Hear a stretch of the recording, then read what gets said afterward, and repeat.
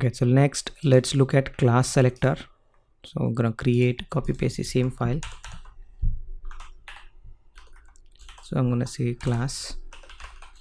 Okay, class selectors are custom selectors. Okay, it's custom because you predefine whatever you want as a name. I'll call this as a class selector.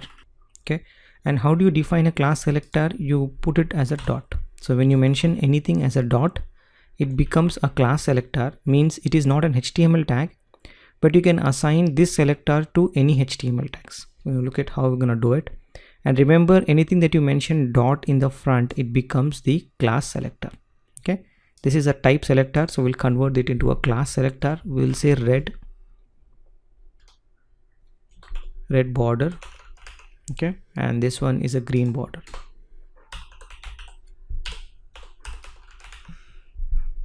Okay, and this one we will say it's a text italics. Okay, you see how I'm doing it. I'm putting a dot here and I'm mentioning this as a class selector, which is a custom name. So anything I can put name here. Even when I put h1, it doesn't really apply to the h1. Okay, that's basically you are mentioning as a custom name. So you can use this name to apply to any HTML tags. Okay, now that we have defined our CSS, let's apply this class to the HTML tags. Okay, you can see the HTMLs are plain simple, no CSS has been applied it here. So let's apply this class to the tags. Okay, how to apply class to an HTML tag? You can say class. Okay, that's a property of HTML tag. Then now you can say it is green border. Okay, now you can see the green border has appeared.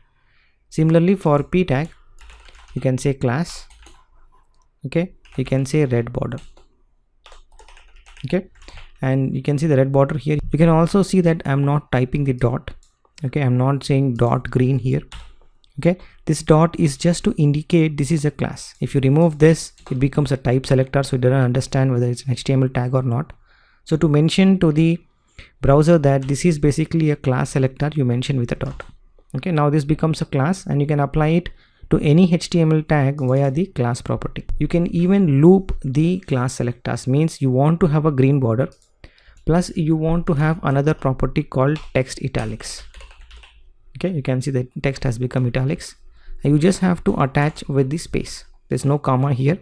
You add multiple type selectors via the space, and you want to have the same text italics for paragraph. You can just mention like this and it becomes italics here. Well, class selectors are basically one of the important selectors that you will work a lot in CSS, and you will find yourself most of the time creating the class selectors and applying onto the HTML. So make sure you work through this class selector and understand how it works. There's one more type that you can have in class selector is assigning the class selectors to a specific HTML tag. Let's say you want to assign a green border only to h1 tag, right? You want to do that, and what you want to do is you want to apply this green border, okay, only for h1 tag. So how you're going to do it? You mention the type selector, that is nothing but the HTML tag dot the class selector. Well, this rule is saying that the green border class selector is applied only for h1 tag. So if you apply in green border to p tag or any other tag, it will not work. So you can see here the width is increased to 15 px. Let's assign this green border to the p tag and then see whether the border width will be increased or not. And here we have mentioned the rule as make sure this green border only works for h1 tag. That's what you're saying it here.